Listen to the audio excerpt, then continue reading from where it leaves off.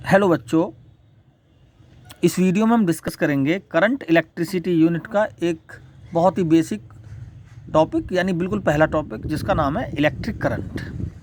तो electric current, सबसे पहले इसके मतलब को देख लेते हैं। क्या है इलेक्ट्रिक करंट का मतलब?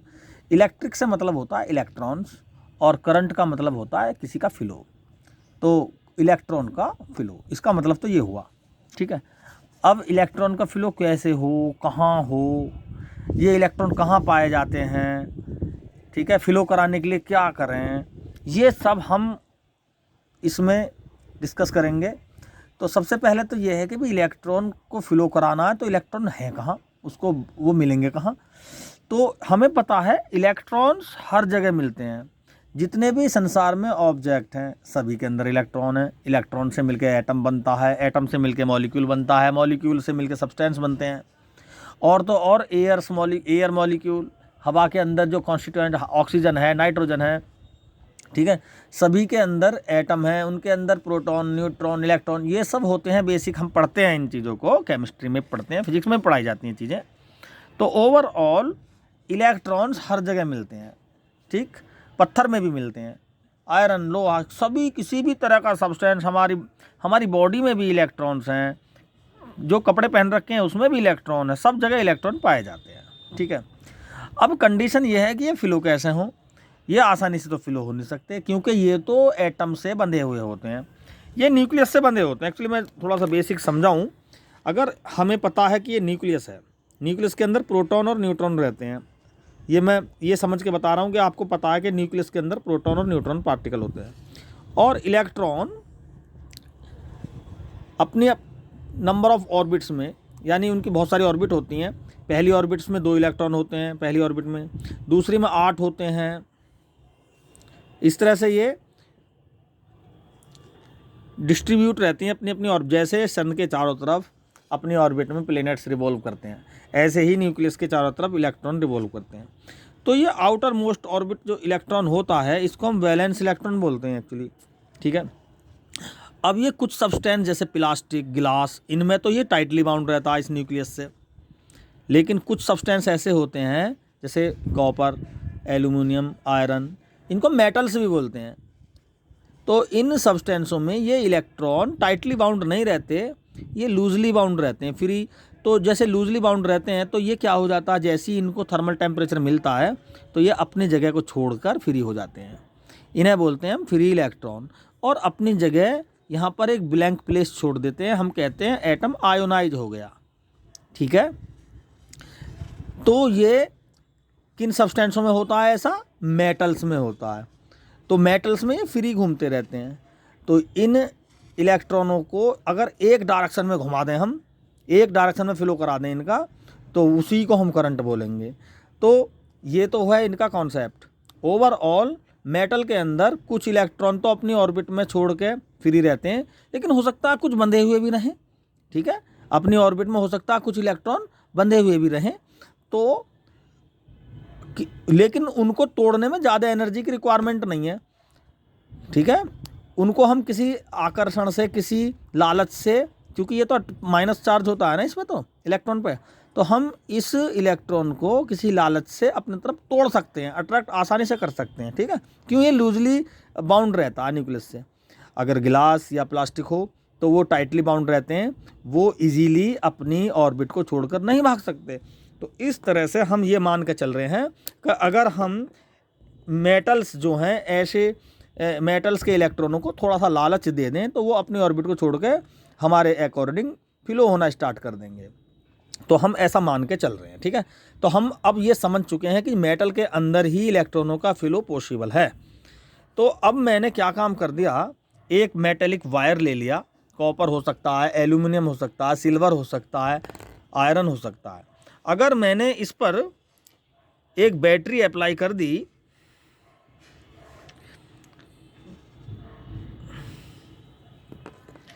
बैटरी में 2 पोल होते हैं, पॉजिटिव और नेगेटिव। मैंने मान लिया ये पॉजिटिव पोल है और ये नेगेटिव पोल है बैटरी का। तो होगा क्या, ये इलेक्ट्रॉन चूंकि नेगेटिवली चार्ज हैं, अभी मैंने बताया कि वो नेगेटिवली चार्ज है, उसको अट्रैक्ट कर लिया जा सकता है प्लस चार्ज से। तो ये बैटरी का जो पॉजिटिव पोल है, इन इलेक्ट्रॉनों को अपनी तरफ अट्रैक्ट करता है। तो ये इलेक्ट्रॉन इस पॉजिटिव पोल की तरफ को भागना स्टार्ट कर देते हैं, ठीक है, क्योंकि भाई माइनस चार्ज होता है इलेक्ट्रॉन पर और मिल गया इसको प्लस, तो प्लस की तरफ को ये पागलों की तरह भागेंगे ना, भागेंगे। तो ये इलेक्ट्रॉन तुरंत ही पॉजिटिव पोल की तरफ को इनका फ्लो स्टार्ट हो जाता है। और भाई जितनी तेज़ी से ये फ्लो होगा, या हम कहेंगे रेट ऑफ फ्लो जितना ज़्यादा होगा, इलेक्ट्रिक करंट उतना ही ज़्यादा होगा। यानी इलेक्ट्रिक करंट मीन्स इलेक्ट्रॉन्स का फ्लो, ठीक है। लेकिन देखा ये है एक्चुअली होता क्या है कि जो इलेक्ट्रॉन प्लस पोल की तरफ को भागते हैं तो करंट जो कॉन्स्टिट्यूट होता है इसके अपोजिट डायरेक्शन में होता है, ठीक है। करंट की डायरेक्शन कैसी होती है, इलेक्ट्रॉन के नेगेटिव होने की वजह से हम ऐसा समझने के लिए कह सकते हैं हम ये मानेंगे बस इलेक्ट्रॉन पॉजिटिव की तरफ को फ्लो होगा, नेगेटिव से पॉजिटिव की तरफ को फ्लो होगा, तो करंट प्लस से माइनस की तरफ को कॉन्स्टिट्यूट होगा। इसकी डायरेक्शन जो होगी प्लस से माइनस की तरफ को होगी, ठीक है। तो इस तरह से ये तो इस वायर की कंडीशन में थोड़ा इसकी मोटाई ज़्यादा बना रखी है। मैं मान रहा हूँ कि ये वायर चलता हुआ इस तरह से ऐसे बैटरी से इस तरह से कनेक्ट है, ठीक है। सर्किट में हम ऐसे कनेक्ट करते हैं इसको, ये पॉजिटिव हो गया, ये नेगेटिव हो गया। तो इलेक्ट्रॉन कैसे फ्लो हो रहे हैं, इलेक्ट्रॉन हो रहे हैं पॉजिटिव पोल की तरफ को, इनका फ्लो हो रहा है इस तरह से, ऐसे इस तरह से इनकी साइकिल पूरी हो जाती है, इस तरह साइकिल पूरी हो रही है। और करंट का फ्लो होगा प्लस से माइनस की तरफ को, ऐसे, ठीक है, ठीक है। तो रेट ऑफ फ्लो जितना तेजी से होगा इलेक्ट्रॉन्स का, हम कहेंगे करंट उतना ही ज़्यादा होगा। इलेक्ट्रिक करंट को आई से डिनोट करते हैं, और किसी पर्टिकुलर टाइम जितना इलेक्ट्रॉन ज़्यादा से ज़्यादा फ्लो होगा, यानी चार्ज जितना ज़्यादा फ्लो होगा, हम कहेंगे चार्ज को क्यू से डिनोट करते हैं, हम कहेंगे करंट उतना ही ज़्यादा होगा, ठीक है। हमारे पास दो वायर है, एक बार हमने टाइम को फिक्स कर दिया, चार्ज जिस वायर में ज़्यादा होगा उसका करंट ज़्यादा है। अब दूसरी कंडीशन हम मानेंगे, क्योंकि इलेक्ट्रिक करंट इन्हीं पैरामीटर्स पर ही डिपेंड करती है, कितना चार्ज फ्लो हो रहा है, कितने टाइम में हो रहा है, ठीक है। अब हमारे पास 10 कूलाम चार्ज है, मैंने मान लिया, और दो वायर है। वो 10 कूलाम चार्ज एक वायर में 1 मिनट में होता है फ्लो, और दूसरे वायर में मात्र 20 सेकंड में हो जाता है। तो तेज़ी से कहाँ हो रहा है, जहाँ 20 सेकंड में हो रहा है। इसका मतलब ये हुआ जिसमें 20 सेकंड में हो रहा है वो चार्ज फ्लो, वहाँ पे करंट ज़्यादा बनेगी, यानी इलेक्ट्रिक करंट जो होगी वो टाइम के इन्वर्सली प्रोपोर्शनल होगी। तो हम फॉर्मूला बन गया हमारा I is equal to Q upon T, ठीक है। I is equal to Q upon T, rate change of the flow of charge, ठीक है, या rate of the flow of electron, या flow of charge at per unit time. यानी time को हम 1 second कर दें तो इसका मतलब होता है पर टाइम यूनिट हो गई, तो I बराबर क्या हो गया, Q हो गया। हम कह सकते हैं flow of charge at per unit time is called electric current, coulomb पर सेकंड इसकी यूनिट, चार्ज की यूनिट कूलाम, टाइम की सेकंड, और ऐसा यूनिट हो जाती है इसकी एम्पियर, ठीक है। ऐसा यूनिट क्या हो जाती है इसकी, एम्पियर। एक दूसरा फंडा भी है भाई, इसको समझने के लिए देखो, जैसे इलेक्ट्रॉनों का फ्लो इलेक्ट्रिक करंट, ऐसी वाटर मॉलिक्यूल का एक डायरेक्शन में फ्लो वाटर करंट, ठीक है। जैसे किसी नदी में या नाले में पानी एक सीध में एक दिशा में को लगातार फ्लो हो रहा है, तो हम उसको बोलेंगे वाटर करंट। तो हमने देखा कि वाटर जो होता है वो जैसे एक कंटेनर में पानी भरा हुआ है, तो कंटेनर में पानी भरा हुआ है, तो अगर मैं ड्रिलिंग कर दें तो पानी का फ्लो कैसा होगा भाई, डायरेक्ट नीचे की तरफ को होगा, ठीक है।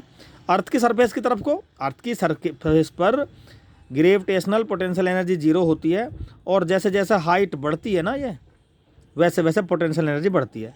तो वाटर का मॉलिक्यूल हाई ग्रेविटेशनल पोटेंशियल से लो ग्रेविटेशनल पोटेंशियल की तरफ को फ्लो हो रहा है। वैसे ही हम कहेंगे इलेक्ट्रॉन का जो फ्लो होगा वो प्लस, यानी हाई इलेक्ट्रिक पोटेंशियल, वर्ड पे ध्यान दो, पानी के केस में ग्रेविटेशनल पोटेंशियल है, और इलेक्ट्रॉनों के केस में इलेक्ट्रिक पोटेंशियल का नाम ले रहा हूँ मैं, यानी प्लस पॉइंट पर इलेक्ट्रिक पोटेंशियल ज़्यादा होता है, प्लस का मतलब ये है कि इलेक्ट्रिक पोटेंशियल की वैल्यू ज़्यादा, और माइनस पर इलेक्ट्रिक पोटेंशियल कम होता है।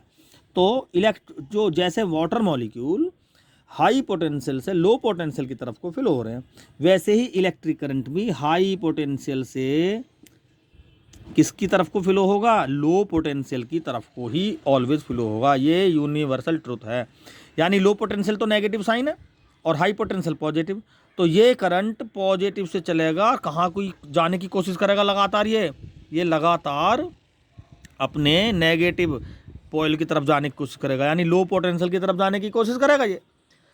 तो मैं आशा करता हूँ कि इसमें तुमने इलेक्ट्रिक करंट क्या होता है, क्यों फ्लो होता है, इसका रीज़न क्या है, ठीक है, इसकी डेफिनेशन क्या है, तो ये आपको समझ में आ गया होगा।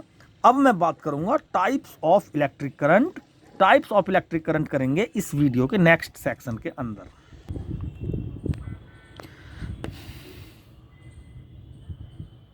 तो बच्चों, पिछले सेक्शन में हमने इलेक्ट्रिक करंट को समझा, इसका बेसिक कॉन्सेप्ट समझा। अब हम इलेक्ट्रिक करंट कितने प्रकार का होता है इसको समझेंगे, ठीक है। तो मेनली इलेक्ट्रिक करंट दो प्रकार का होता है, सब जानते हैं ज़्यादातर। एक तो डीसी करंट होता है, एक एसी, सब जानते हैं। हर बच्चे के घर में, हर घर में आज की डेट में हर जगह एसी और डीसी करंट का यूज़ होता है। जो हमारी बैटरी होती है या सेल होते हैं रिमोट के अंदर सेल, ठीक है, ये कैसा करंट देते हैं? डीसी करंट देते हैं। और जो बाहर से लाइन आती है निकल के, जो जनरेटर बिजली बनाता है, जगह जगह देखा होगा फंक्शंस में जनरेटर चलते हैं और इलेक्ट्रिसिटी कॉन्स्टिट्यूट होती है, पैदा होती है, ठीक है, वो होता है हमारा एसी करंट। तो बहुत से इंस्ट्रूमेंट ऐसे होते हैं बच्चों जो एसी करंट से चलते हैं, जैसे इलेक्ट्रिक फ़ैन हो गया, मोटर हो गई, मतलब इलेक्ट्रिक फ़ैन में तो मोटर होती है, फ्रिज हो गया, वॉशिंग मशीन। लेकिन कुछ इंस्ट्रूमेंट ऐसे भी होते हैं जो डीसी करंट से चलते हैं, जैसे हमारा टीवी हो गया, मोबाइल हो गया, रेडियो, ये सब ऐसे इंस्ट्रूमेंट हैं जो डीसी करंट से ही चलते हैं, ठीक है। तो इसीलिए हम जो घरों में जब बिजली भग जाती है तो इन्वर्टर में तो बैटरी होती है, वो तो डीसी करंट का सोर्स है, तो वो बैटरी इन्वर्टर की मदद से एसी में कन्वर्ट करती है। तो क्योंकि बहुत से इंस्ट्रूमेंट एसी से चलते हैं ना, लेकिन जब हम चार्ज करते हैं अपने मोबाइल को तो वहाँ पर हमें डीसी चाहिए, तो एसी करंट है वहाँ तो। लेकिन हमारे चार्जर में कुछ ऐसा सिस्टम लगा रहता है जो हम आगे पढ़ेंगे, वो एसी को डीसी में कन्वर्ट कर देता है, यानी करंट आपस में कन्वर्ट हो जाती है, ठीक है। एसी को डीसी में और डीसी को एसी में। इन्वर्टर क्या काम करता है? डीसी को एसी में कन्वर्ट करता है। और जो चार्जर के अंदर लगे होते हैं रेक्टिफायर, वो एसी को डीसी में करते हैं। तो रेक्टिफायर हम आगे पढ़ेंगे, वो पढ़ेंगे हम सेमीकंडक्टर डिवाइसेस में। फिलहाल हमें सीखना है कि इलेक्ट्रिक करंट कितने प्रकार का होता है। तो मेनली इलेक्ट्रिक करंट होता है दो प्रकार का। नंबर फर्स्ट हम लिखेंगे DC current, direct current. Direct current, इसकी शॉर्ट फॉर्म हो जाएगी डीसी, ठीक है। और दूसरे नंबर पर हम पढ़ेंगे ऑल्टरनेटिव करंट।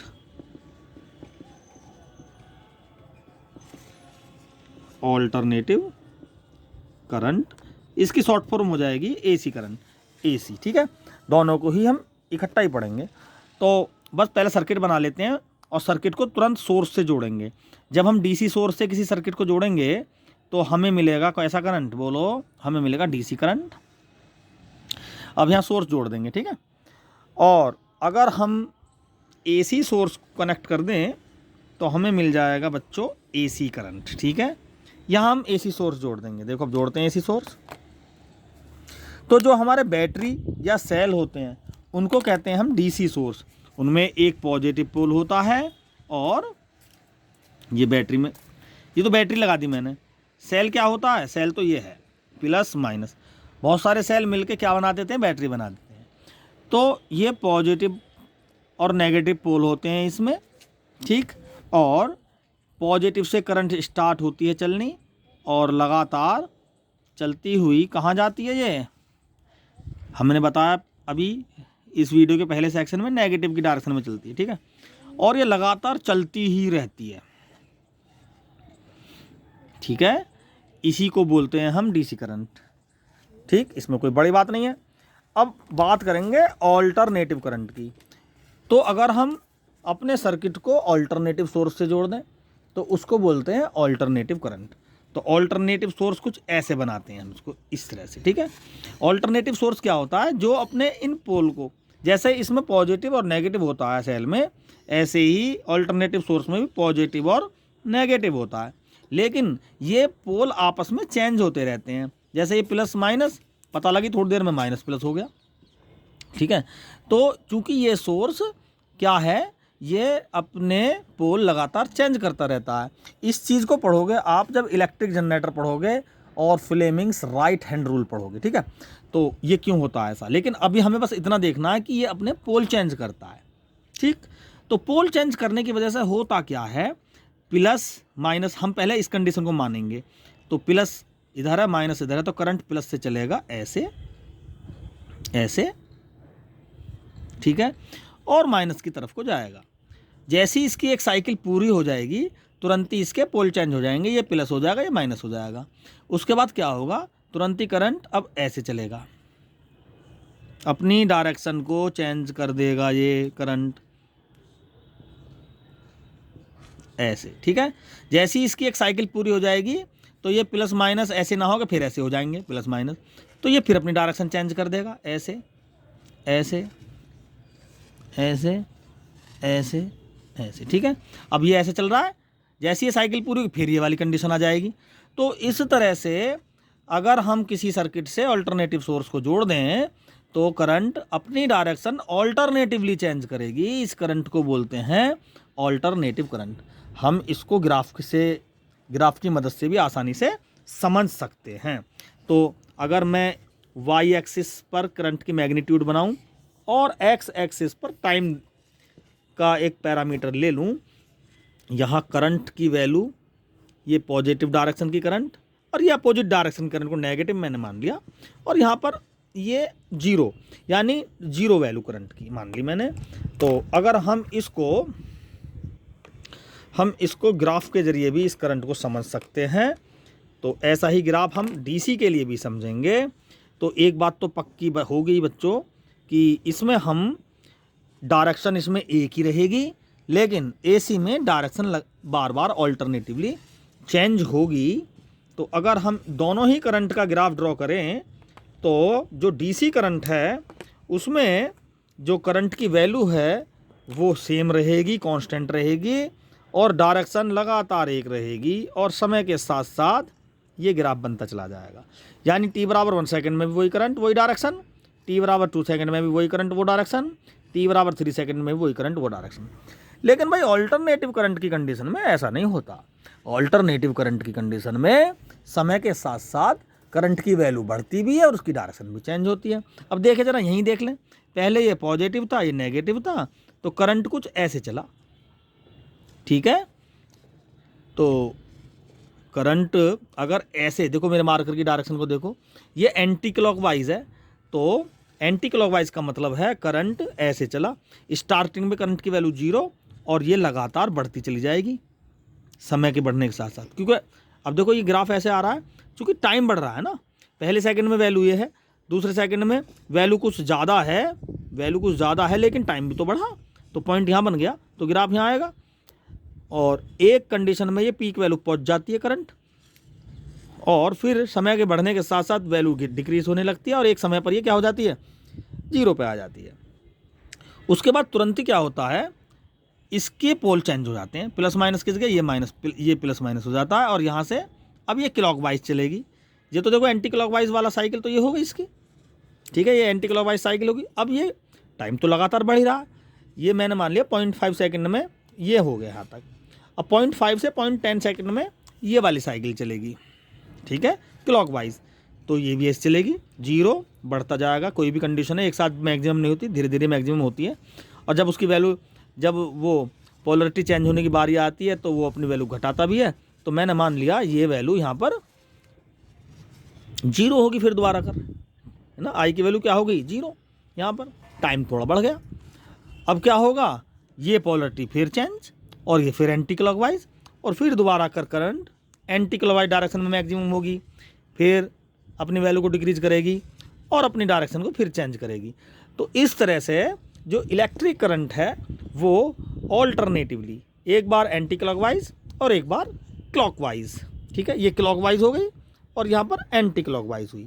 तो सर्किट में एक बार ऐसे घूमती है और एक बार ऐसे घूमती है, अपनी वैल्यूज़ को लगातार पहले बढ़ाती हुई, फिर घटा के 0 जैसी हो जाएगी, फिर तुरंत ही उसकी डायरेक्शन क्या हो जाएगी, उसकी चेंज हो जाएगी। तो किसी भी सर्किट में अगर कोई करंट इस तरह से अपनी डायरेक्शन और मैग्नीट्यूड को चेंज करे समय के साथ, तो उसको हम ऑल्टरनेटिव करंट यानी एसी करंट बोलेंगे। और अगर किसी करंट की डायरेक्शन में कोई चेंज ना हो और मैग्नीट्यूड कांस्टेंट बनी रहे, उसको बोलेंगे हम डायरेक्ट करंट। ठीक है, इनके बहुत से गुण दोष भी हैं। डायरेक्ट करंट नुकसान कम देती है, शॉर्ट नहीं लगता इससे, लेकिन उसी वोल्टेज की एसी जो करंट है वो झटका मारती है, वो डेंजर होती है। क्यों? अब देखो, डीसी करंट तो यही है बोलो, लेकिन इसी वोल्टेज की यानी इसी मैग्नीट्यूड की करंट एसी अगर देखें तो जितनी ये ऊपर चली गई उतनी ही नीचे आ गई, तो इसकी वैल्यू एक किस्म से देखा जाए तो डबल नहीं होगी क्या? तो जब हमें शॉर्ट लगता है, किसी करंट को झटका लगता है, तो एसी करंट उस केस में ज़्यादा डेंजर हो जाती है। दूसरा, बहुत से इंस्ट्रूमेंटों में तो डीसी करंट का प्रयोग होता है। ठीक है, डीसी करंट का प्रयोग होता है, लेकिन बहुत से इंस्ट्रूमेंट ऐसे होते हैं जैसे नलकूप हुआ, ट्वेल जिससे सिंचाई करते हैं किसान, और इलेक्ट्रिक मोटर हुई, ये बहुत सी चीज़ें हैं, वहाँ पर हमें एसी करंट का हमारे लिए बहुत ज़्यादा यूज़फुल होती है। तो और दूसरा, एसी करंट का सबसे बड़ा यूज़ ये है कि भाई एसी करंट अपनी फ्रिक्वेंसी को चेंज करती है। ये डीसी करंट तो सिंपल ऐसे चल रही है, इसकी फ्रिक्वेंसी 0 होती है, लेकिन हमारी इंडिया में एसी करंट की जो फ्रिक्वेंसी वो 50 हर्ट्ज़ है।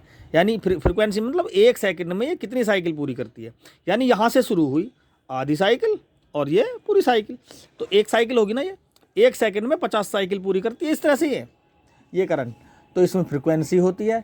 इस करंट को हम इसके वोल्टेज अप और डाउन करके एक प्लेस से दूसरे प्लेस कह सकते हैं, या एक सिटी से दूसरे सिटी, या एक कंट्री से दूसरे कंट्री तक इजीली हम इस पावर को पहुंचा सकते हैं। यानी इलेक्ट्रिक पावर को एसी की फॉर्म में एक प्लेस से दूसरे प्लेस पर हम इजीली ट्रांसफ़र कर सकते हैं, जबकि डीसी को ऐसा करने में ये इम्पॉसिबल ही समझो इसको। तो ठीक है, क्यों? ये इसमें फ्रिक्वेंसी है नहीं, ये तो मैग्नीट्यूड इसका ये है, वोल्टेज इसको हम चेंज नहीं कर सकते, जितना वोल्टेज एक बार फिक्स हो गया बस हो गया, करंट भी वही। तो ये क्या होगा, अगर हम इसको एक शहर से दूसरे शहर में भेजने लगे इस करंट को, तो वायर के अंदर जो रेजिस्टेंस है सारे एम्पियर्स को वही खा जाएगा। लेकिन एसी के केस में क्या होता है, हम वोल्टेज हाई कर लेते हैं, वोल्टेज जब हाई हो जाते हैं तो करंट की वैल्यू कम हो जाती है। तो हम एक प्लेस से दूसरे प्लेस में अगर जाते हैं तो हाई वोल्टेज यानी हाई काइनेटिक एनर्जी के साथ इलेक्ट्रॉन का फ्लो होता है, और एम्पियर्स कम होते हैं। एम्पियर्स कम होते हैं तो रेजिस्टेंस को खाने के लिए भी बहुत कम चीज़ होती है। एम्पियर्स ज़्यादा होते तो हम कहते कि भाई सारे एम्पियर्स को तो रेजिस्टेंस खा जाएगा, लेकिन जब हाई वोल्टेज हो जाते हैं तो एम्पियर्स की वैल्यू कम होने की वजह से हमें नुकसान की फिक्र कम होती है। हमारी जो एनर्जी है, हमारी जो पावर है, वो इलेक्ट्रिक करंट की मैग्नीट्यूड पर बेस्ड होती है, और वो है क्वांटिटी में कम। तो वो क्वांटिटी में कम है तो हमें इस बात का कोई खतरा नहीं है कि हमें एक प्लेस से दूसरे प्लेस पर अगर करंट भेजनी है तो रास्ते में जो वायर के अंदर रेजिस्टेंस है वो इसको खा जाएगा, खाएगा, कंज्यूम करेगा, लेकिन बहुत कम करेगा। ठीक है, तो एसी के केस में पावर लॉस कम होता है, डीसी के केस में पावर लॉस बहुत ज़्यादा होता है। क्यों? क्योंकि हम इसमें वोल्टेज तो चेंज कर ही नहीं सकते, और वोल्टेज चेंज नहीं कर सकते तो एम्पियर्स भी चेंज नहीं हो सकते। एम्पियर बल्कि एसी में वोल्टेज हाई कर दे तो एम्पियर्स कम हो जाते हैं। ठीक है, एम्पियर्स कम होने की वजह से हमें लॉस का खतरा भी कम हो जाता है, कम चीज़ होगी तो कम ही वेस्ट होगी। तो इस तरह से एसी को हम एक प्लेस से दूसरे प्लेस पर आसानी से ट्रांसफ़र कर सकते हैं। तो ये था इलेक्ट्रिक करंट के टाइप्स। हालांकि इलेक्ट्रिक करंट के मेनली तो यही टाइप हैं। वैसे हम कहते हैं वेरिएबल करंट भी होता है, ट्रांसिएंट करंट भी होता है। वेरिएबल करंट जो अपनी वैल्यू को लगातार चेंज करे, तो ओवरऑल ये एसी करंट है, लगातार अपनी वैल्यू को चेंज भी कर रहा था, इसको वेरिएबल करंट भी बोलते हैं। ट्रांजिएंट करंट वो होता है जो किसी सर्किट में बहुत छोटे से समय के लिए फ्लो हो, जैसे पोटेंशियोमीटर। आगे पढ़ेंगे, करंट इलेक्ट्रिसिटी का लास्ट टॉपिक है। तो पोटेंशियोमीटर में बहुत शॉर्ट टाइम के लिए अगर करंट फ्लो हो रहा है किसी सर्किट में तो हम उसको ट्रांजिएंट करंट बोलेंगे।